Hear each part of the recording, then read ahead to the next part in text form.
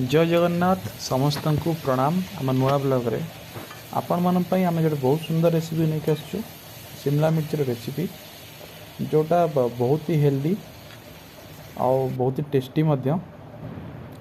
शिमला मिर्च को आम काटिकी रखीचे, पियाज भी काटिकी रखीचे और तादर टमाटर भी आम काटिकी रखीचे। ये आम तेल गरम होता है, फुटण देले, फुटण दे सारापर शिमला मिर्च और पियाज और टमाटर जोटा काटिकी रखते से गुड़ा सब देदेवा। बहुत सहज आ बहुत ही सिंपल तरीके बनैबा, घरे मसला बनैबा। ये हम घोड़े दवा, घोड़े सारापर देखो ये नरम जाइए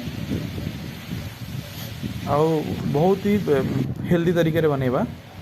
ये आम कि बर्तमान मसला देता, ये किसी हल्दी गुंड आम देदेले, हल्दी गुंड ये दे सारापर आम ये कि लंका गुंड देले अल्प अल्प मात्रा दवा, कि लंका गुंड दे सारापर ये आम कि हल्का टी आम धनिया गुंड दवा।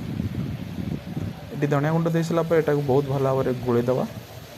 सबुतक मसला सहित शिमला मिर्च बढ़िया भाव में मिसीज, यहाँ मिसी सारापर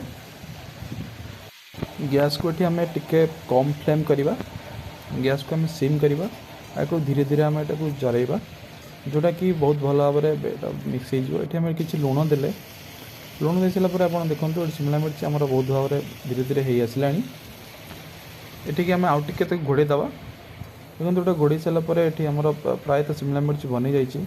यहाँ देहपाई बहुत भल, ए बहुत प्रोटीन रिच अच्छी, आयरन कमी भी यहाँ आम शरीर दूर कै, ता सहित कैंसर हबार बहुत कम चांस थाए। आउ टे आम समय घूरे देवा 5 मिनट, टे घोड़ी सारापर स्लो गैस रे देखु बहुत भल भाव में बनी जाए शिमला मिर्च, जोटा कि इम्यूनिटी आमर मध्य बूस्ट करे।